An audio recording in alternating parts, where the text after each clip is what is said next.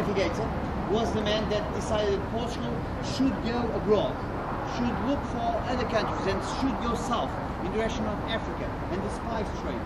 And he started everything by gathering a good number of pilots and cartographers and men of science like mathematicians.